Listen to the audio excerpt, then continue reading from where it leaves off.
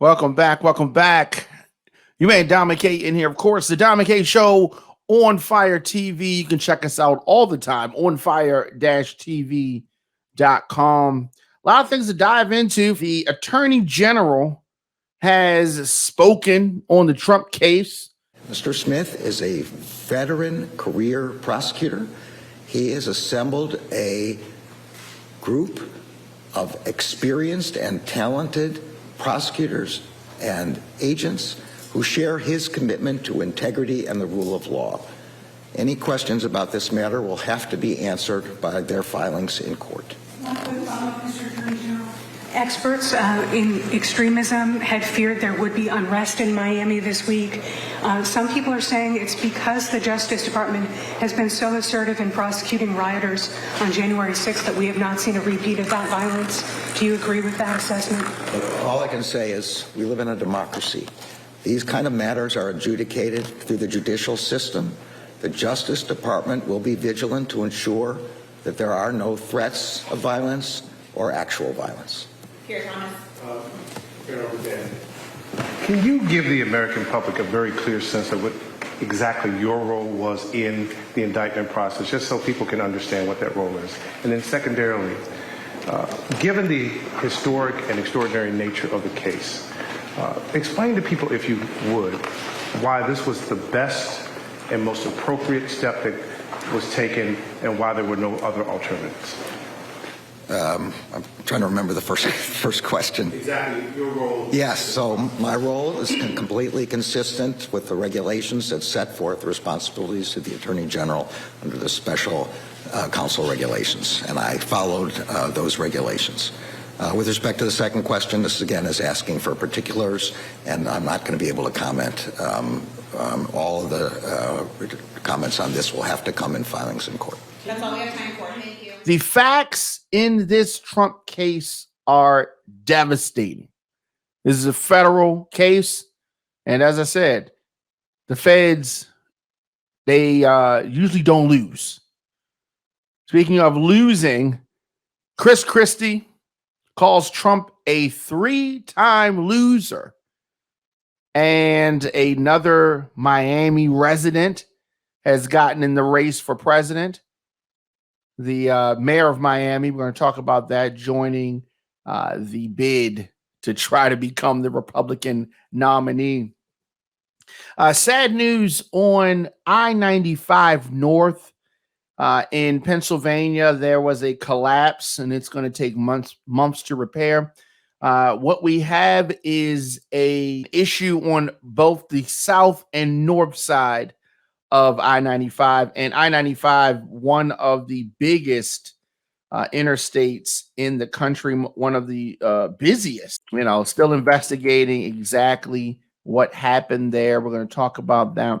4 kids survived a plane crash, and they were living 40 days in the Amazon jungle. Just an amazing story of survival, amazing story. We're going to talk about that. And mass shootings, something that many of the public have become desensitized to. Recently, shootings in Denver and Annapolis, Maryland. We're going to discuss that. Now, Anita Baker, legendary singer, she has removed Babyface from her tour. There was a Twitter feud, and we've been hearing rumblings that different things were going on. She wanted more time, and it's cutting Babyface time short. And there were folks online saying stuff, and she has taken him off of the tour. We're going to discuss that. And also, there has been a lot of backlash, a lot of online talk about YK Osiris, and he was getting backlash after a viral video was released where he forcibly kissed another rapper, Suki Hana. She is what I call an exotic rapper, right? She talks a lot of sex talk. But some people online thinking that gives a reason why a man could, force himself upon her, or she's flirting or talking crazy, but that doesn't give him the right to go further than what she wants to go. So we're going to talk about that. Also, Boosie arrested by feds in California, and not a lot known about that. In Maryland, the state has relaunched the East-West Red Line Transit Project in Baltimore. This is great news. I am super excited about that. Also, Baltimore police have a video that shows an assault outside of Planned Parenthood. Yeah, just so much. But we're going to start today with a story. A Russian group appears to be responsible for the cyber attack at Johns Hopkins. A Russian hacker group known as C10P. C10P, is that right? C10P ransom syndicate appears to be responsible for this cyber attack against Johns Hopkins and the university and Johns Hopkins health system. In an email sent to its community on Wednesday, Johns Hopkins explained that the data breach was discovered on May the 31st, potentially affecting employees, students, and parents. The email noted that the hack doesn't appear to have included electronic health records. The email also explained that the hackers targeted a software called MoveIt. So we have learned that the C10P claimed responsibility for a recent global cyber attack that exploited a vulnerability in the widely used MoveIt software to gain access to a number of companies, including BBC, British Airways, the Nova Scotia government, and dozens of others. The parent company of MoveIt is called Progress Software, and it alerted customers about the data breach on the 31st of May. So the FBI, when asked whether the C10P was responsible for the cyber attack at Johns Hopkins, the FBI stated that it had no comment, but referred folks to an agency advisory about C10P exploiting a MoveIt vulnerability to hack companies around the world. I mean, this is really, really a concerning thing. Ransomware, if you don't know, is a cyber attack where the attacker takes control of the IT assets, takes control of the computer. And the target organization, typically they encrypt them or make them unavailable to the user until some form of ransom is paid to release it. You may have seen this in a movie or some type of TV series. The FBI report stated that the amount Maryland residents lost to cybercrime in 2022 comes out 217 million, over 217 million. Johns Hopkins emailed to its community about the cyber attack. It stated, "If there is anything else that we can do to assist you, please call the designated call center weekdays," and they listed that and then had a page on their website. So you got a bunch of Russian groups that are constantly trying to compromise systems, not just in America, but all over the world. So we have to be on alert for that. It's always something, isn't it? It's always something. You listen to the Don McKay Show, of course, on Fire TV. You can check us out always on ONFIRE-TV.com. Do this, take a quick break, and we'll be back with more of the show after this.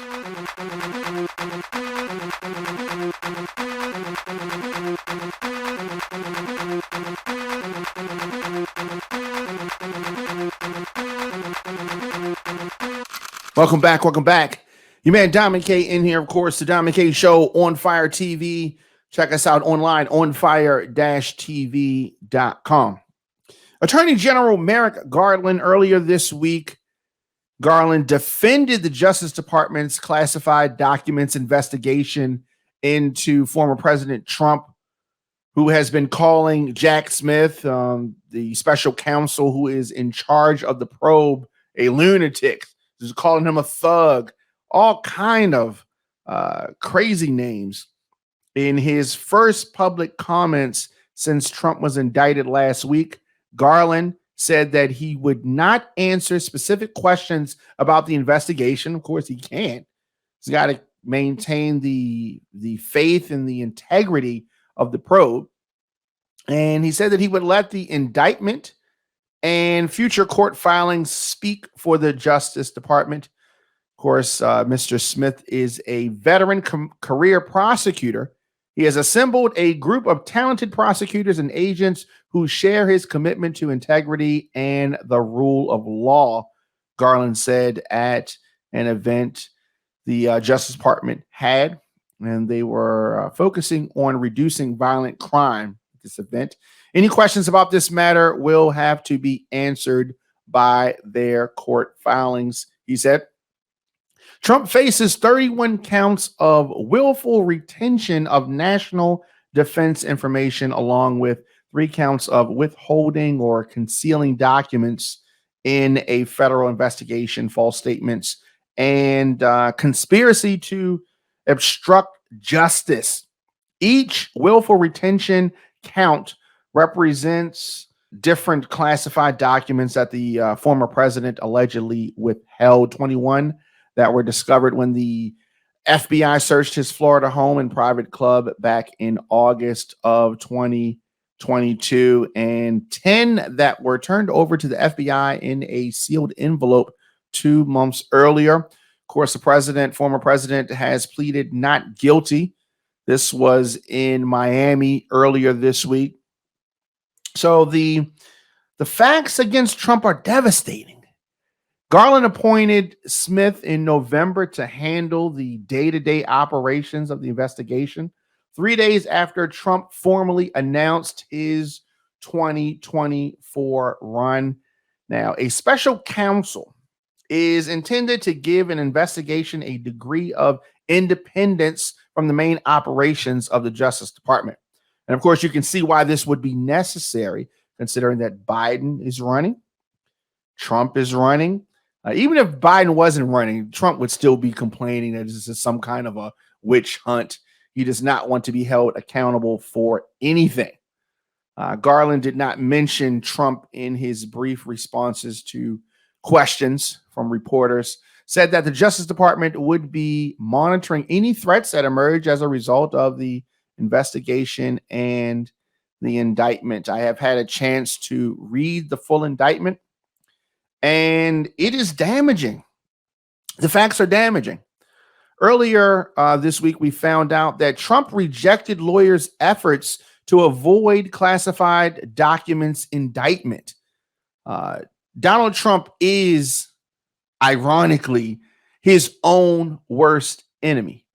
The president was not interested in attempting to negotiate a settlement in the classified documents investigation. One of Trump's new attorneys proposed an idea in the fall of last year. The former president's team could try to arrange a settlement with the Justice Department. Makes sense. The attorney, Christopher Keiss, wanted to quietly approach justice to see if he could negotiate a settlement that would preclude charges, hoping that Attorney General Merrick Garland and the department would want an exit ramp to avoid prosecuting a former president. They would have taken that. They would have taken that. Understand this. They did not want to indict Trump. It is just, it's messy. They didn't want the backlash that was going to come with it. They did not want to indict him. And this would have allowed him reaching out, would have allowed the team that Trump had assembled to take the temperature down. But he was told by others, by promising a professional approach and the return of the documents. You thought that Trump would be interested in that? No, he was not interested in that at all. You listen to other lawyers and advisors who urged a more Trump-like approach. So Kais never talked to the prosecutors, and special counsel was appointed months later. So that's how we get to where we are. I don't understand why Trump would want to be in this situation. The Justice Department unsealed an indictment including more than 36 criminal counts against Trump. As I said, the facts in this are devastating, mainly because much of it comes from the mouth of Trump. He's his own worst enemy. Trump celebrated birthday this week, is 77, now faces the most perilous moment in his life. And this is playing out in federal court, charges that could bring decades in prison. He pleaded not guilty, as I said, in Miami on Tuesday, and has vowed to fight all charges. I don't know what he's thinking. I don't know what he's thinking. Maybe he has a plan, but he doesn't strike me as the type of person who wants to plan anything. He just wants to go forward, no strategy, no plan, no nothing, just out there. You listen to the Dominic K Show, of course, on Fire TV, on ONFIRE-TV.com. Log on, check us out 24 hours a day. We are streaming news, radio shows, podcast, all type of content. Check us out. Do this, take a quick break, and we'll be back with more of the show after this. Thank you for tuning in to On Fire TV.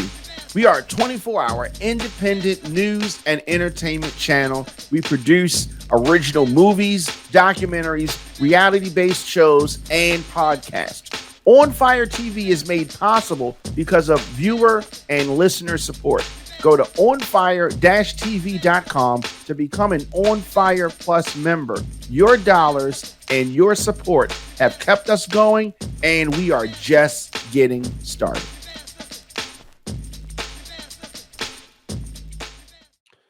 Welcome back. Your man Diamond K in here. Of course, you need to get in touch with me, djdiamondk@gmail.com, for any booking info, interviews, etc. djdiamondk@gmail.com. So we're talking about this Republican race, and Chris Christie. Not only is he gunning for Trump, he's calling Trump all kind of losers, all a three-time loser. He's talking about all of the things that did not work out for Trump. But not only is Chris Christie gunning for Trump, he's also aiming at Ron DeSantis as well. Chris Christie is hoping for a strong performance in the debates this summer if he can qualify for them. This will boost his standing in the polls. He should have run before. This is a tough outing for him. But I think that he's taken the best strategy that he can take. So when he jumped into this crowded Republican presidential primary, it was with the expectation that he would take aim at his ally turned nemesis, Donald Trump. And he has done that. But on numerous occasions, it's actually been Ron DeSantis who's getting hit with shrapnel, if you will. And the Christie team says that is no accident. So this is a long shot bid. Chris Christie, once the darling of the Republican Party, I guess back, 2012, they were hoping that he was going to be the guy. He did not want to run at that time. And Christie has occupied this, what I call the lonely lane of attacking Trump publicly. Doing so even as DeSantis and other GOP contenders either defend President Trump's criminal behavior or avoid discussing him altogether, even after his mounting legal troubles. So it's ironic that many of these folks that are running for president refuse to talk about this other candidate, Donald Trump because they're scared of alienating his base. But one thing folks need to understand that many of the people who are outside, many of this 30% that are diehard Trump supporters, they didn't normally vote. Before Trump, many of them weren't even voting. They are not a reliable base. I don't even understand why these Republicans are so focused on tiptoeing around and not upsetting Donald Trump's MAGA folks.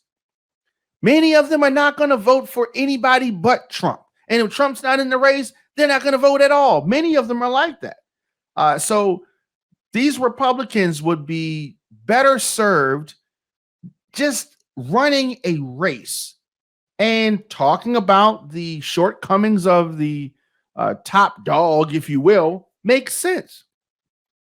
Now, Chris Christie, who I thought was on some, I don't know, kamikaze mission to take out the front runner, but it seems that he is not sparing Ron DeSantis at all. He's trying to create space for other Trump rivals before the Florida governor further solidifies his second place standing in the primary. It makes sense to me.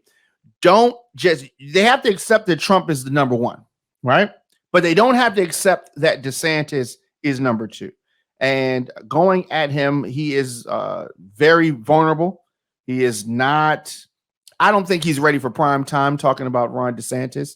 Christie has more experience in the national spotlight. But sadly, for Chris Christie fans, he's barely registering in the polls. But he is hoping a strong performance in the debates could help change things for him. He has called DeSantis out and other down in the poll Republicans for acquiescing to Trump. As the former president faces two indictments and probably two additional ones. He's also taking to contrasting their gubernatorial records, seeking to diminish DeSantis' go-getter pitch by comparing the GOP-friendly political climate in Florida to the Democratic state he led for 8 years.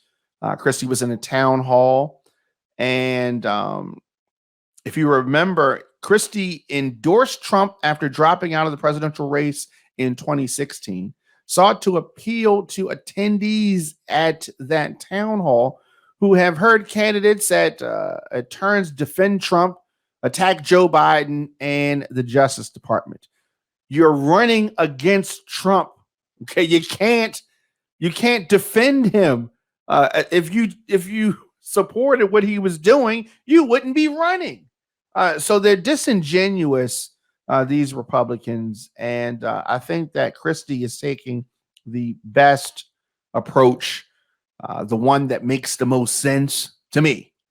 But we're going to see what happens. You listen to the Diamond K Show, of course, on all social media. I am at the Diamond K Show. We are now streaming 24/7 on ONFIRE-TV.com. Do this, take a quick break, and we'll be back with more of the show after this. Get lit. Get lit. Get lit. Everybody get lit right now. Get lit. Get lit. Get lit. Everybody get lit right now. I don't know what is going on with these Republicans. On one hand, they are scared to criticize Donald Trump. Some of them are softening on that. Nikki Haley softening a little bit. Mike Pence softening on that a little bit. But I thought that all the candidates had entered the race. But no, Miami Mayor Francis Suarez has entered the crowded GOP presidential race, and he is the latest to join this. He filed his paperwork with the Federal Election Commission earlier this week, and he's going to make a formal announcement of his super long shot candidacy. And there you have it. He made it at the Reagan Library. I don't understand this. Like, what is going on? Maybe he's really running for vice president. He is a Cuban American, and he will be the only Latino GOP candidate in the growing 2024 field. He is the president of the bipartisan United States Conference of Mayors and is the 11th Republican candidate in the race. The 11th. Okay. Now, of course, Trump was arraigned on federal charges in Miami on Tuesday, pleading not guilty to 37 charges related to his alleged mishandling of classified documents. But the Miami mayor, Suarez, defended Trump, calling the indictment un-American during an appearance on Fox News Sunday.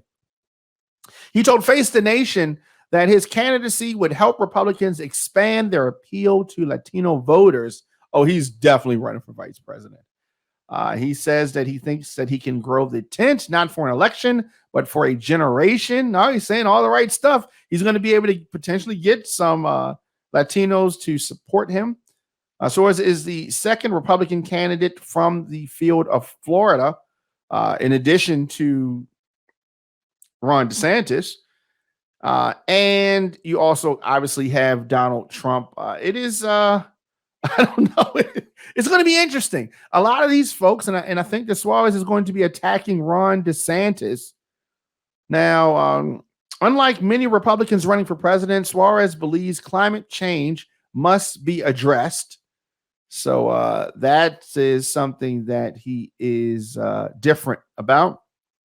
But he wouldn't be a Republican if he didn't have any controversy. So he has been connected to Miami real estate developer Rishi Kapoor, who paid him a $10,000 per month consulting fee to help with permits for a real estate venture, while Kapoor was seeking city approvals for an urban project, according to a recent lawsuit that was reported by the Miami Herald. The position of the Miami mayor is technically a part-time job. So Suarez can take other jobs at the same time, but county law requires annual disclosure of sources of outside income. Both the FBI and the SEC are investigating Kapoor, the CEO of Location Ventures. The Miami-Dade Ethics Commission has also opened an investigation into Suarez's work for the developer. So we're going to see about that. Now, of course, if he were to win, Suarez would be the first sitting mayor ever elected president. So far, in addition to Trump and DeSantis, the Republican primary field includes former Vice President Mike Pence, Senator Tim Scott of South Carolina, former United Nations Ambassador Nikki Haley. We talked about former New Jersey Governor Chris Christie, and there are a gang of other folks. So, if all of the Republicans are in the race, hopefully we can get this thing going. But it seems like folks are still trying to get in this race.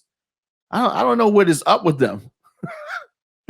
But you listen to the Don BK Show. Of course, continue to support what we do here on ONFIRE-TV.com.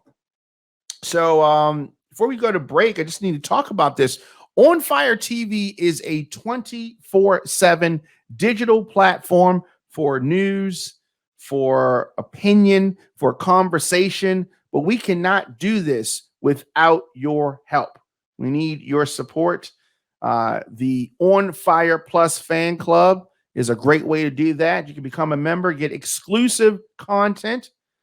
Just head on over to ONFIRE-TV.com and you can click join and you can see what we have to offer. You can get twice the content that we offer on the free side, and you can continue to help this independent machine keep moving.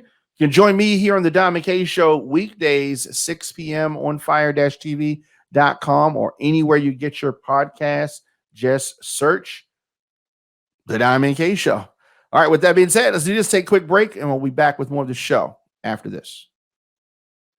Welcome back. Your man Don McKay in here, of course, on Fire TV, ONFIRE-TV.com is where you go to support what we do. So demolition work on the collapsed section of I-95 in Philly is complete. Next comes the months-long effort to rebuild. The demolition of the damaged part that crumbled last week after that tanker truck hauling gasoline crashed and burst into flames. That part of the construction is complete. Now they have to actually rebuild the section of road. And this is not going to be an easy task. Pennsylvania's governor announced last night the Pennsylvania Department of Transportation has hired a contractor to backfill this gap. There's a large gap in the roadway, and that has to be filled so it can be paved over. Once complete, according to PennDOT, vehicles can return to the section of I-95 as crews work on a permanent bridge while keeping 6 lanes of traffic open. Now, PennDOT also shared photos of what the temporary roadway will look like and a live feed showing the construction site and rebuilding process is also available on their website. Travel times and the delays due to the incident will also be posted on PennDOT's website. Authorities have put the detour routes in place. It is going to be bumper to bumper type thing in many instances. But police are providing on-site access to local businesses near the bridge collapse for employees and customers. This is just going to be, something that the community is going to have to bear with them. So this tanker truck, it was carrying 8,500 gallons of gasoline. It crashed underneath the highway on Sunday. Now, the flames engulfed a section of the interstate. The driver, identified as 53-year-old Nathan Moody, was killed. The northbound stretch of the interstate collapsed on top of the truck. The southbound lanes were also damaged. Crews spent days working around the clock trying to get this demolition work done. And the next step, as I said, is going to be to fill and pave the gap in the highway so traffic can resume as the teams work to permanently rebuild this overpass. The governor did not say how much the repairs are going to cost, but he has declared a state of emergency and allotted $7 million in state funds for this reconstruction. The Federal Highway Administration sent the state an initial payment of $3 million, and the head of the agency told the Senate committee on Wednesday that information. So in addition to the emergency operations and repairs, the agency said that the money can be used to help permanently restore the roadway. And commuters have been forced to find alternate routes to work. There's been a lot of congestion beyond the interstate, and the bridge was only 10 years old. So before the collapse, the bridge was sound and met the current standards. The bridge was only 10 years old. So I don't know. It's just it's just such a freak accident. It just makes you think. I was traveling, so I was on I-95 coming from Jersey about 3 weeks ago. So I rode over this area, but it's just one of those things. Just one of those things. So definitely, our folks in PA, this is going to be a long process, or anybody passing through that area is going to be a long process. But hopefully, it will get done within a few months, like they said, and things will somewhat get back to normal. Park Heights get lit right now.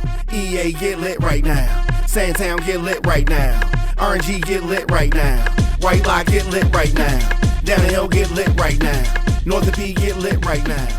Cherry Hill get Welcome back. Welcome back. Your man Diamond K in here. Of course, the Diamond K Show. You can check me out weekdays, 6 p.m. or on demand anywhere you get your podcasts. But I have an album that is out everywhere. Apple Music, Spotify. It is called Club Music Unleashed Volume 3. Check that out right now. You can go to diamondk.herenow.com or just search anywhere you get your podcast. Check out Club Music Unleashed 3. It is available right now. So this case is just amazing. This story is amazing. 4 indigenous kids survived 40 days in the Amazon jungle after their plane crashed. And they had to share limited but harrowing details of their ordeal with their family, including that their mother survived the crash for days before she died. The kids are 13, 9, 4, and 11 months, and they are expected to remain for at least 2 weeks in the hospital, receiving treatment after their rescue last week. But some are already speaking and wanting to do more than lying in bed, according to family members. These kids are tough. Now, the father of the 2 youngest children told reporters outside the hospital Sunday that the oldest of the 4 surviving children, 13-year-old, told him that their mother was alive for about 4 days after the plane crashed on May the 1st in the Colombian jungle. And he said that before she died, the mother likely would have told them, "Go away," apparently asking them to leave the wreckage site to survive. He did not provide any more details. It is just an amazing story. I was in the gym working out when I saw the reports come in that these children were found. Now, the children were traveling with their mother from the Amazon village, and they were going somewhere in San Jose when the plane went down. And the Cessna single-engine propeller plane was carrying 3 adults and 4 children when the pilot declared an emergency due to engine failure. The small aircraft fell off the radar, and a short time later, a search for survivors began. So these kids, just an amazing, amazing story. An Air Force video was released last week and showed the helicopter using lines to pull the youngsters up because it could not land in the dense rainforest that they were found. The military tweeted some pictures showing a group of soldiers and volunteers posing with the children who were wrapped in thermal blankets. One of the soldiers held a bottle to the smallest child's lips. 2 weeks after the crash, if you remember, this was back in May. So May the 16th, a search team found a plane in a thick patch of the rainforest and recovered the bodies of the 3 adults on board, but the small children were nowhere to be found.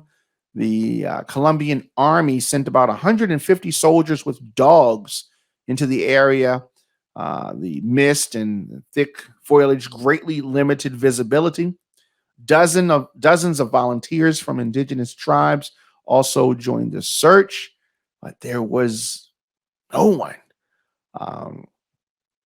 But they eventually found these children. It is just amazing. Now, the Colombian government is trying to end some internal conflicts in the country, has really highlighted the joint work of the military and the indigenous communities to find the children. So it is so rare that you have a situation that ends positively, considering all that these children have gone through.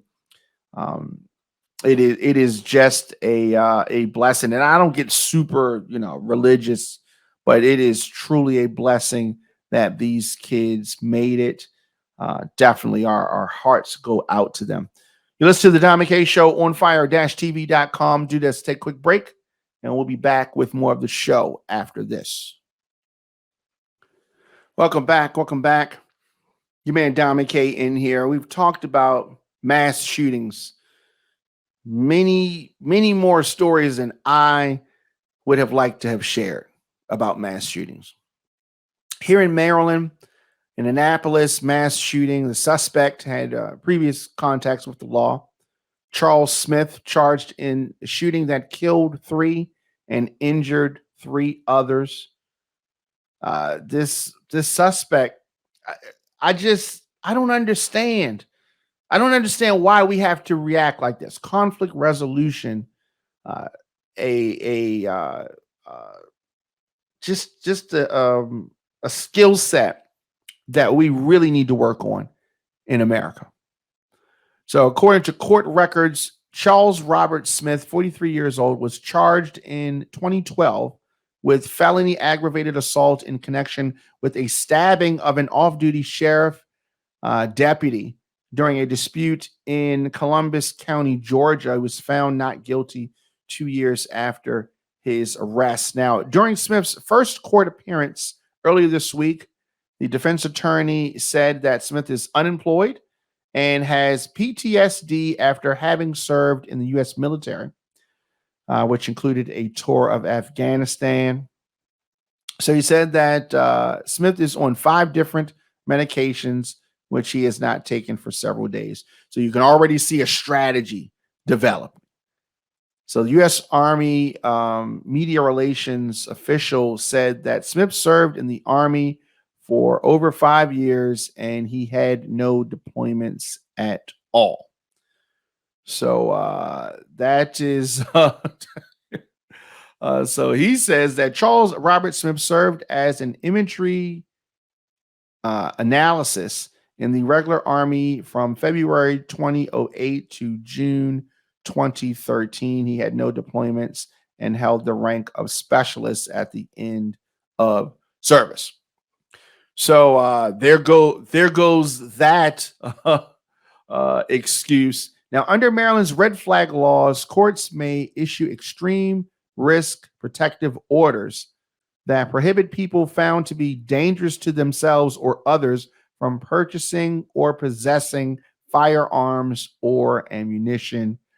In Maryland, family members, healthcare professionals, law enforcement can petition the court for those ERPOs, which is something to protect folks. This extreme risk protective order that did not happen in this case, but he was a murderer. He is a murderer. He killed these 3 people in this tragic shooting, this mass shooting. But they claim the defense claims that he has a post-traumatic stress disorder, has not taken his meds. But he is charged with 3 counts of second-degree murder, 3 counts of attempted second-degree murder, 3 counts of first-degree assault and gun violations, all in connection with that mass shooting Sunday night that killed 3 men and injured 3 others. It is a possible sentence of 305 years in prison. I don't know. There were more than a dozen relatives of the victims in court. And I don't know what to really say about this. This cannot keep going on. We can't keep losing fathers and losing sons and losing brothers. We can't keep losing these loved ones like this. This is just not even a week after Father's Day. These men were killed. So the charging documents indicate that there was an argument over parking at a birthday party. Now, I know that folks get upset about their parking spaces, but it should not get to this point. So this argument happens. Shots are fired. Documents allege that Smith shot Mario Mirales Ruiz several times before going into the house he lives in with his mother. From there, the documents allege that Smith fired more shots from the window, hitting Nicholas Mirez and Christian Segvio. And I don't know. It is that family devastated. There was a GoFundMe page set up for one of the victims. And of course, anyone who needs help can call the Anne Arundel County Mental Health Agency Crisis Response System, 410-768-5522. You listen to the Diamond K Show. Let's take a quick break. We'll be back after this. Get lit. Get lit. So for a long time listeners of the show will know I have talked about this. I've talked about this with candidates running for office. I have discussed this. The Red Line Transit Project. So Maryland has relaunched this East-West Red Line Project. I'm so excited about that. Governor Westmore announced yesterday, the governor and the mayor and other supporters considered the Red Line a vital economic game changer for residents, businesses, and developers. This is going to help the city of Baltimore so much. We are officially getting the Red Line Project moving again in Baltimore, the governor said. This is going to happen. The governor is making good on a campaign promise, and he said that he's going to build the multi-billion-dollar transit line 8 years after former Governor Larry Hogan killed the project in 2015, calling it wasteful. It was one of the biggest things that I criticized Larry Hogan for. So the Red Line was planned. This was a 14-mile east to west transit rail line that would have connected isolated high poverty neighborhoods with regional job centers from Woodlawn to West Baltimore into downtown Baltimore and East Baltimore. Many of you may not understand this, but some folks that live on the east side never come to the west side. There's really not a way for them to get there. If they don't have a car, it's a very long multi-bus track, or they would have to take an Uber or some type of a ride share. This connector is going to help a lot. Now, someone that's not from here, like Larry Hogan, won't see the value in that. Does not see the value in that. But this 14-mile east to west transit rail line is going to be a game changer. Construction was set to be completed by 2021. Moore said that the project would have connected people with jobs and driven economic development had it not been canceled. This is true. Government left the city of Baltimore and the Baltimore region and the dreams of the people here behind. They were left behind. The governor said that today I stand here to say that right now our state is ready to do big things again.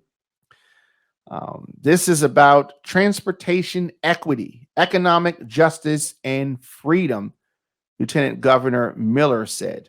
Hogan declined to accept almost $1 billion in federal money and spent funds already set aside for the project on highways outside of Baltimore City. This is one of many reasons why I was so critical. The former governor, Larry Hogan, threw Baltimore under the bus time and time again. None of that money went into the city. 100 went to Baltimore County and other places.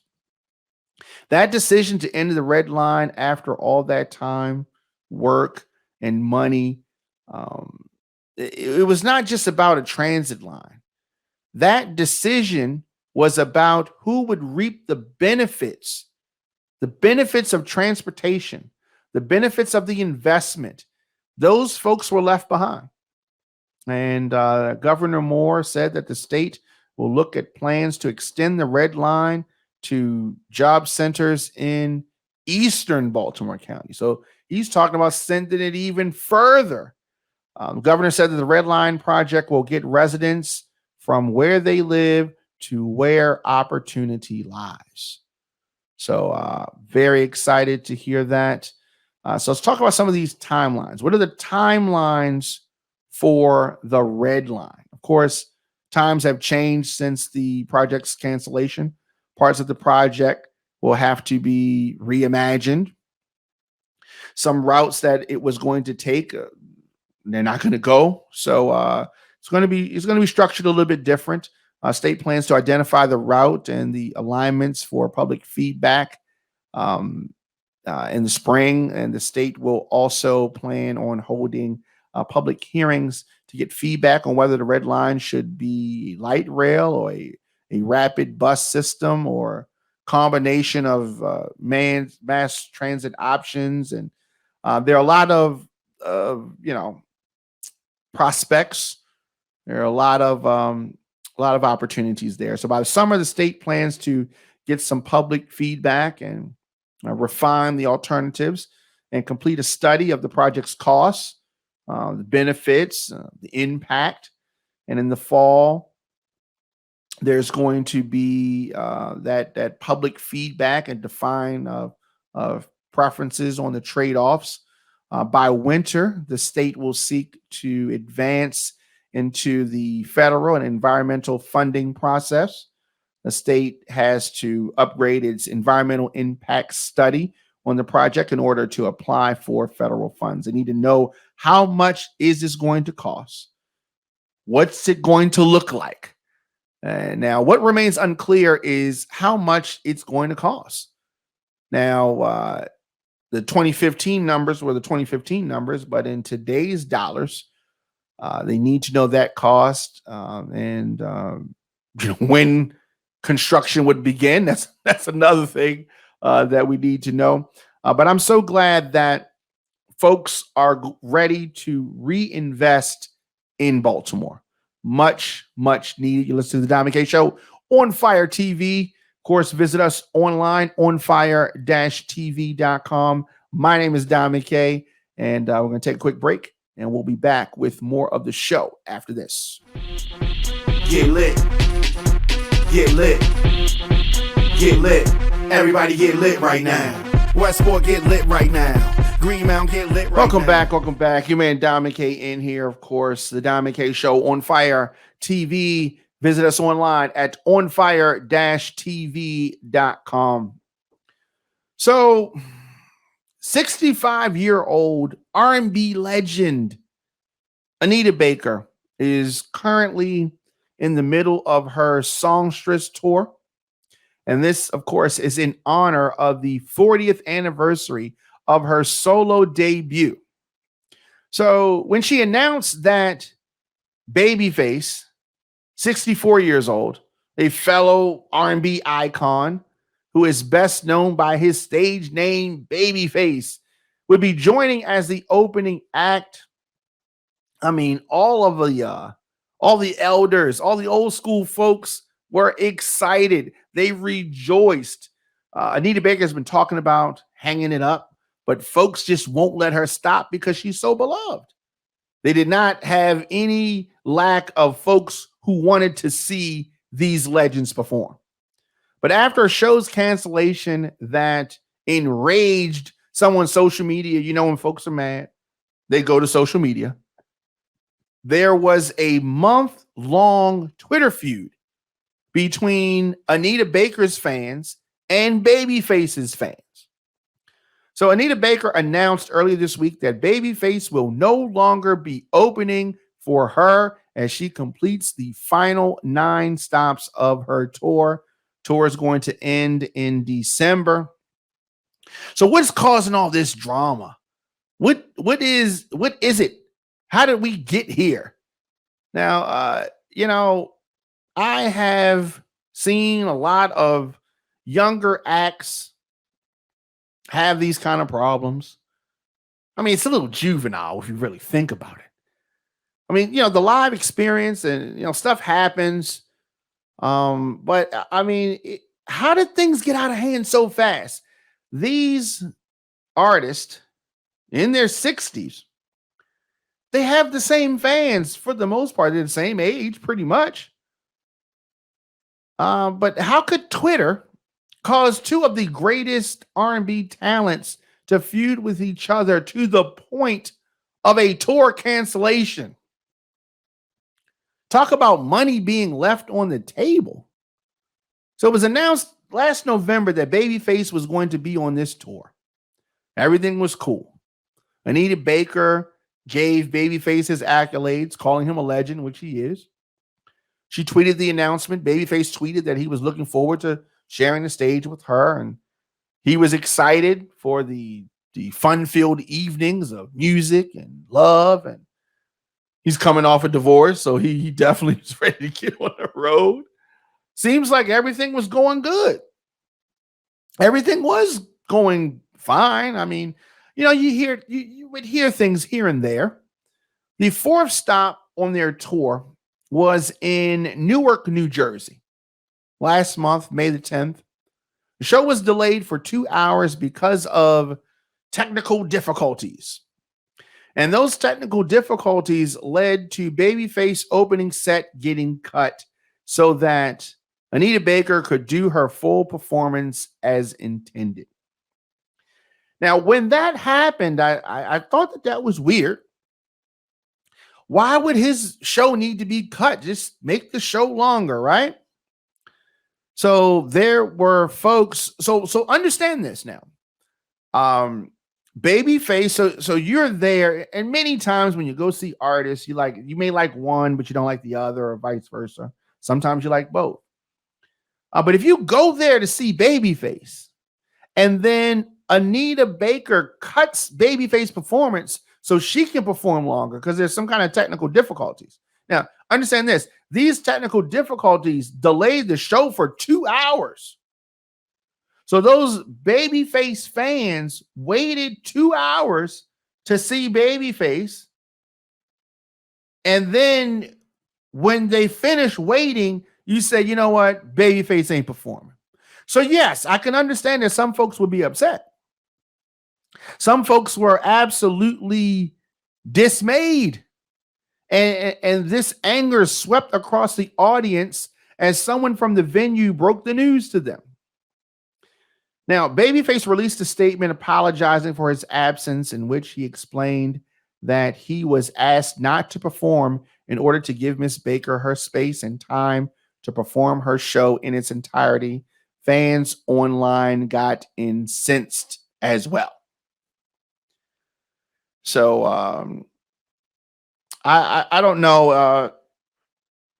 Some people, like TMZ and other gossip sites, kind of interpreted Babyface's wording as throwing Anita Baker under the bus. Now, of course, he said that wasn't his intention. I mean, he had to explain what was going on, right? What else was he supposed to? Was he supposed to lie? I don't know if it's throwing her under the bus as much as it is telling the truth. I mean, she couldn't stay up an extra 2 hours? Is it past her bedtime? She's getting paid to be there. Or why don't you have Babyface come on after you if you got to go to bed soon? But whatever Babyface's intentions were, his statement caused a surge of online disapproval that it just kind of knocked the floodgates down. So the comments on Babyface's announcement are full of fans showing him support. And, they were kind of going at Anita Baker. Celebrities jumped in the mix too. Jackie Harry commented on Babyface's statement saying that he deserves better. Comedians were saying, I hope she and her team had improved for the better over the years. Legendary singer Stephanie Mills responded to his statement on Twitter saying that one would think as older artists who are considered iconic or legendary, we would treat each other with respect and dignity. So there was a lot. There was a lot going on. But Anita Baker, I mean, I don't think that I'm dropping any surprise here, but she has long since been rumored as being a diva. She's got that diva energy, right? And so some singers have called out Anita Baker for being rude. Anita Baker has had some hostile back and forth with folks on Twitter. So plenty of people also cited Anita Baker's history of beefing with other stars. You remember she had beef with Luther Vandross. And so, you know, the wording of Babyface's statement was easy to interpret or misinterpret as casting blame on Anita Baker. Now, some people look at it as a blame for the venue, not letting people in until at least an hour after the doors were supposed to open, and doing the sound check after that, which is funny because they later reported the technical difficulties had to do with the video screens and not the sound. But there is a universe in which Anita Baker could have performed a slimmed down set to make time for Babyface. She could have done that. I think she could have. I've, been a part of and seen many tours and performances. Sound issues, technical difficulties come about, and you tweak things, and you make adjustments. Babyface was billed as the opening act, not the co-headliner. So I guess you could say no matter how legendary he is in his own right, and he is a legend, Anita Baker was adamant about that distinction.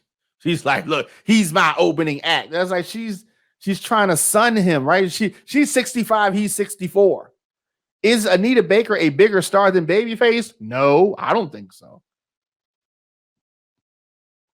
But some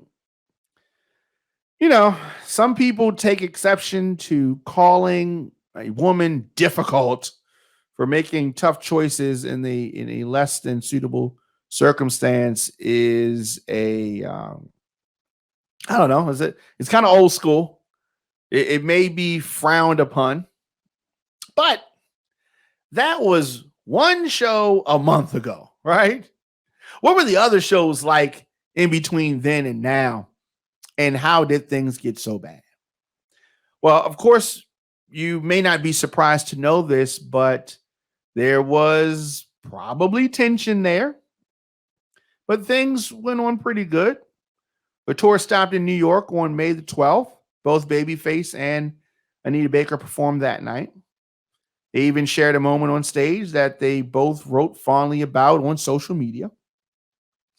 They also both performed at the following stop in Maryland, Baltimore to be exact, on May the 14th, which was the last stop before the announcement. So what caused Babyface to leave, get kicked off the tour? Social media is what happened. Unfortunately, the fans on Twitter could not let the incident go. They could not let that initial situation go. They kept citing those long-standing rumors, blaming Anita Baker for allegedly, soured a business deal with Maxwell back in the day. And she said that story was untrue. They mentioned her feud with Luther Vandross. And, she responded to that. And she said that Mr. Vandross and I were one of the most successful R&B pop sold out arena tours of its time. As successful business partners often do, we had disagreements, but we also had joy. It just continued. But the slander, I guess, on Twitter got to be really bad. So you have Babyface, diehard fans bringing up old legal disputes between her and her contractor and generally slandering her character since the May 10th events went down. And instead of ignoring fans, she continued to engage with them, go back and forth. She called them Kenny's crazies in self-defense and accused them of cyberbullying. And her eventual announcement of Babyface exit from the tour, she mentioned some violent threats. So, a lot of folks have online supporters, and if they were my supporters, I would have asked my fans to stop harassing Anita Baker online. Babyface did not do that. And it's clear that because of that, Anita Baker placed some of the onus on him. She blamed him for some of the stuff because he did not try to reel in his fans. Now, that, judging by some recent tweets, may have turned into all of the onus. So first, some of the onus was on him. And then it seems like she switched to blaming him for all of the online stuff. She responded to one troll by saying, "There's a white man behind these grown black men harassing me and gaslighting my fans because he can't take over this tour. So he wants to destroy it. Kenny's crazy narcissist. Babyface, call off your boys. Who is this white man? Is he the crazy narcissist or is that Babyface? I would love to know," Anita Baker said. She also urged Babyface to tell his fans that he was a special support act for her tour, saying the false narrative brewing that he was a co-headliner is creating unrealistic expectation and aggression. Wow. It's sad because Babyface ain't no opening act for no Anita Baker. I mean, co-headliners it seems like that's what it is, but it is her tour of her album 40-year anniversary. So she brought on somebody. She should have brought on an artist that maybe was not of the stature, but then she may have not sold as much. I don't know.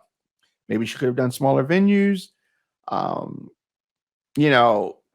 it seems like there must have been something pre-existing, because how could, one bad show and some online stuff break apart something that was strong? Now, they had a disagreement. I don't know if you can call it beef.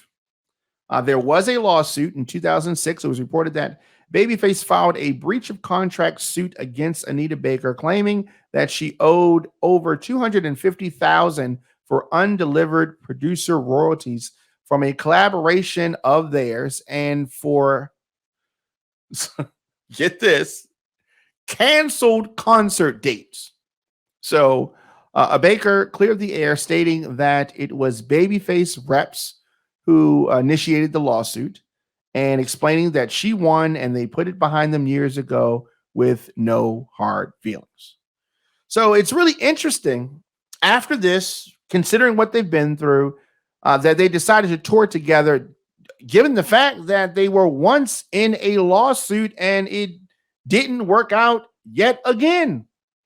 Hopefully they won't tour together again, because I just think that it will be a bad idea. So if you remember the fact that Babyface and Anita Baker are both in their mid-60s. So I know if I can have haters in my mid-60s, yeah, I might be doing something. But all of this brings us to Anita Baker's announcement this week that after silently enduring cyberbullying, verbal abuse, and threats of violence, she will finish out the tour on her own without Babyface. And she says that this decision was made in the interest of personal safety. This decision is wild, considering that not only their history, but the fact that Babyface recently experienced a bout of good publicity when his NPR Tiny Desk concert went viral Things are, crazy, crazy. Babyface, in his own statement about this separation, said that it's unfortunate and disheartening to see how things have played out via social media, which some would say he could have done more to mitigate. He could have jumped in there, but he closes out his short statement by saying that he has nothing but love and respect for Anita Baker and offers well wishes for the rest of the tour. However, I personally don't see how things could truly be okay with them. I don't. I don't think that they're going to recover from this anytime soon, and I definitely hope that they do not plan on going on tour together. Anita Baker, a star, a diva, but a star. Babyface, he is creative, so he's going to be a little bit, what's the word? Eclectic. And maybe these two just couldn't function together. I mean, it's like that sometimes. Let me know your thoughts in the comment section. Instagram, Facebook, Twitter, LinkedIn, TikTok, at The Diamond K Show. Of course, on Fire TV, ONFIRE-TV.com is the website. Take a quick break, and we'll be back right after this. Thank you for tuning in to On Fire TV. We are a 24-hour independent news and entertainment channel. We produce original movies, documentaries, reality-based shows, and podcasts. On Fire TV is made possible because of viewer and listener support. Go to OnFire-TV.com to become an On Fire Plus member. Your dollars and your support have kept us going, and we are just getting started.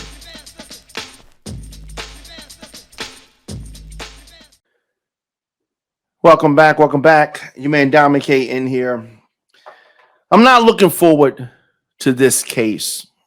I'm not looking forward to it all, because cases like this really show how far we have to go in this country.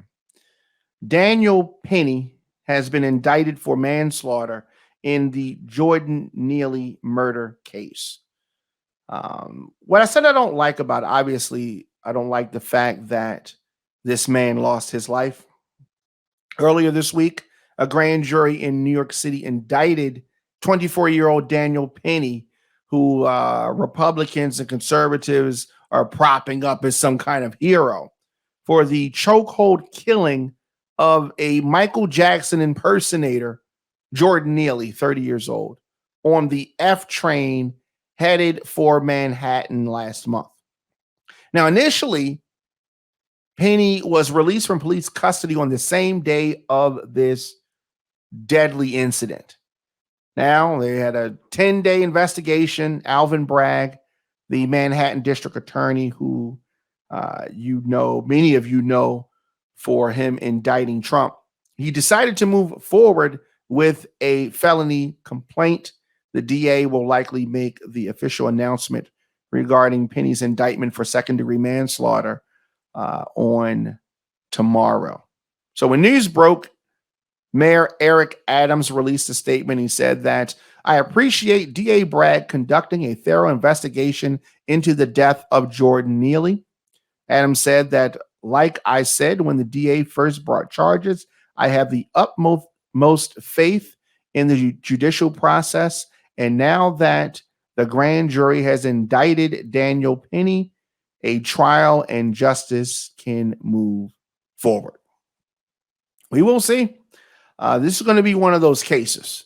Many on the right propping up the accused murderer, who we saw on video choke out Jordan Neely.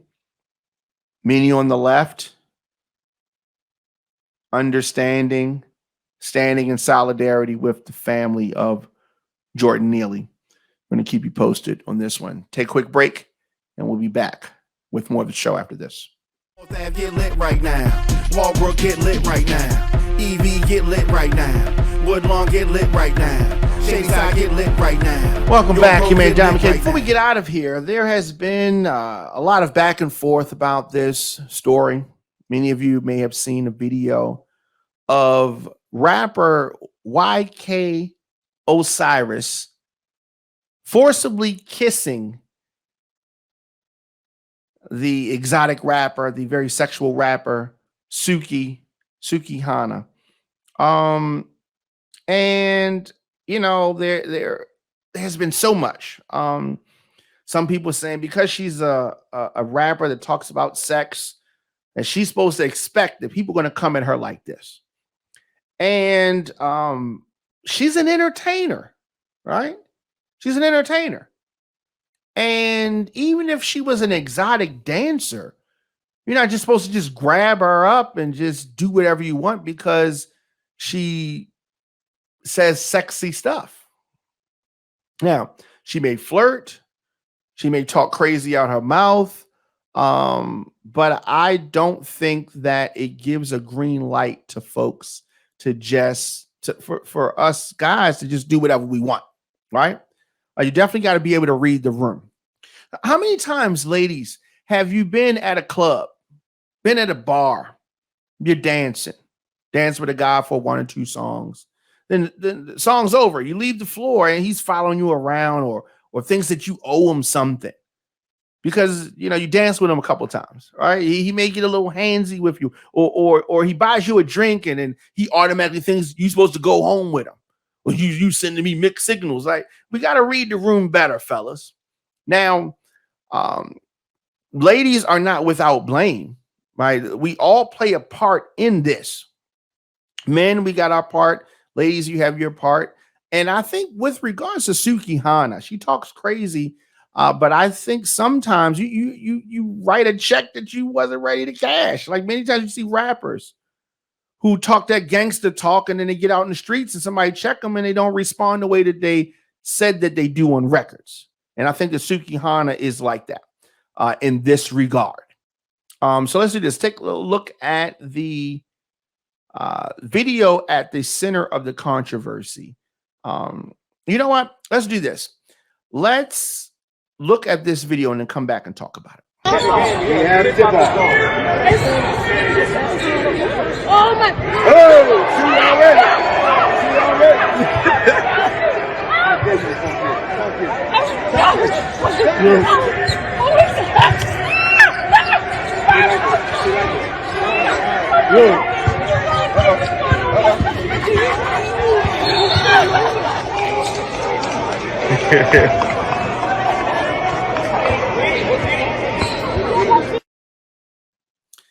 He has since apologized. He says that he read the moment wrong.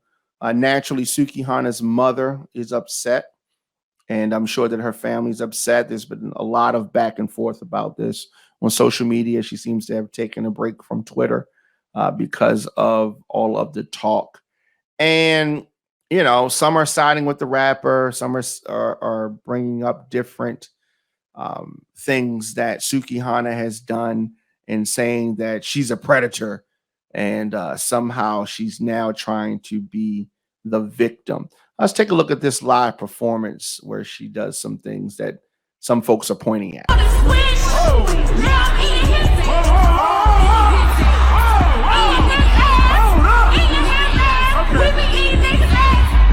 Stop fucking. You ain't finna eat my ass, though. I don't give a fuck. Yes, I am. Oh, shit. And so some folks are saying that, what about that? She was performing in that instance, and there's a video floating around of her twerking on a 10 or 11-year-old young kid, and you know they're saying, they're pointing to that and different things, and so you know, every situation is not perfect, definitely not perfect, and I am not saying that Suki Hana is perfect, but no woman or no man should be expected to be treated a certain way based on their heart, based on their job. But the moments, let's do this. Let's look at the moments before the kiss. So we saw that forced kiss where YK Osiris kissed Suki Hana twice. She was pulling away. She was telling him to stop. Let's take a look at the moments right before that kiss so we can have a little bit of context. Turn your ass off. You with the right one, then. Oh, yeah. All of that shit. Yeah, you will, baby girl. Oh, my tattoo. I need to kiss the tattoo. I know I done seen some neck grip right there before. Oh, my God. Yeah. So as you can see, there was playful flirting. There was an exchange. It wasn't like he just walked up to her and just grabbed her. But everything is within context. But I think that moments like these are great opportunities that we can talk about some of these interactions and the way that we should treat each other. I don't think that YK Osiris should be canceled. He apologized, and as I said, Sukihana's mother does not think that it was a genuine apology, and she's entitled to feel that way, and maybe it needs to be more than just that. Maybe a video would have been better. Maybe calling her would have been better. I don't know, but his mother, her mother, was not happy with that. I don't think she'll ever be happy with him. But that doesn't mean that he needs to stop apologizing for that. He handled that wrong. And a lot of folks are saying a lot of different things about it. But at the end of the day, we definitely want to treat each other better. You know what I mean? That's what it's all about, right? So this could be a teachable moment. I don't think that he needs to go to jail. Does he need to go to jail like R. Kelly for that? No. Does he need to be taken under the legal system numerous times like Bill Cosby? Or does he need to be in jail forever like Harvey Weinstein? No. Come on, y'all. But Sukihana obviously has some options. I guess she could press charges. She could do that. There's a lot of things that could happen.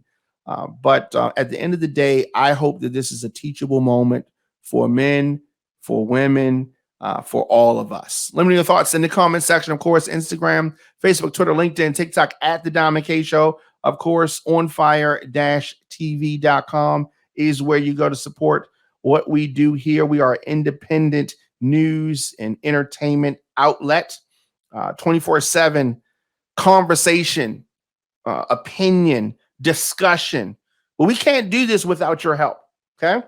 Support the On Fire Plus fan club, become a member, get exclusive content, so much more. Can join us on Patreon. Just go to onfire-tv.com, click the join button, support what we do here. I will be back on Monday, 6 p.m. The Diamond K Show. Thanks for tuning in. Thanks for listening. I will see you guys on Monday. Get lit. Get lit. Get lit. Everybody get lit right now. Get lit. Get lit. Get lit.